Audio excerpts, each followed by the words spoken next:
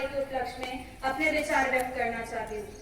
स्वतंत्रता हमारे भारत माँ का उन अंग्रेजों के शासन से भारत के सारे वीरों को सलाम, जिन्होंने हमारे कल के लिए अपने आज की आहुति दी।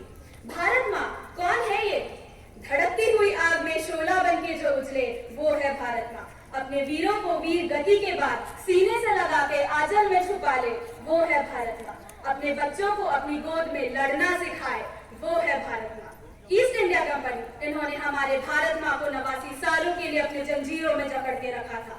कितने ही जंग हुए, कितने ही वीरों ने अपना लहू पानी जैसा बहा दिया इस तिरंगे के आन बान और शान के लिए। और इन सभी की कुर्बानियों की वजह से आज हम यहाँ आजाद घूम रहे हैं।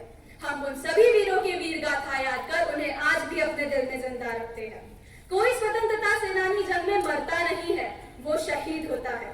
उसे तब वीर गति प्राप्त होती है, पर वो तब जरूर मरता है जब हम उन्हें भूल जाते हैं।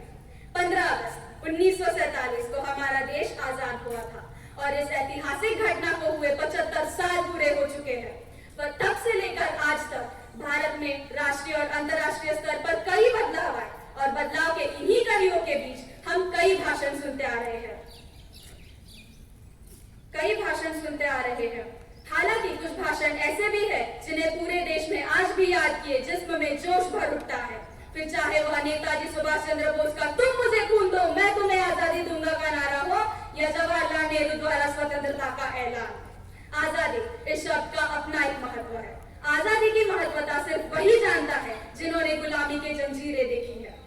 आजादी की महत्वता को राष्ट्रकवि रामधारी सिंह दिनकर जी ने कुछ ऐसे समझाया था कि गौरव की भाषा सीख नहीं,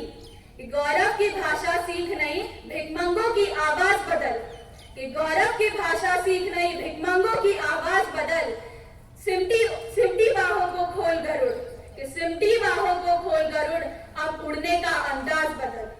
स्वाधीन मनुष्य की इच्छा शक्ति के आगे अभी पहाड़ भी हिल सकता है। रोटी क्या ये अंबर वाले, सारे श्रृंगार मिल सकता है। जैसा कि आप सभी जानते हैं, भारत एक देश है जहां विभिन्न जाति और धर्म के लोग रहते हैं और ये विभिन्न जाति और धर्म के लोग भारत में कई सालों से रहते आ रहे हैं, जिसमें हमारे शूरवीर भी शामिल है। गुलामी की जंजीरें तो पूरे भारत ने देखी थी, पर किसी स्वतंत्रता सेनानी ने सिर्फ अपने धर्म का ना सोच के पूरे भारत की आजादी चाहिए। उस जमाने में तो सोशल मीडिया जैसी चीज भी नहीं थी, पर फिर भी इन वीरों से प्रेरित हो हम भारत में अपनेपन की भावना जाग उठी और हमारा देश आजाद हुआ।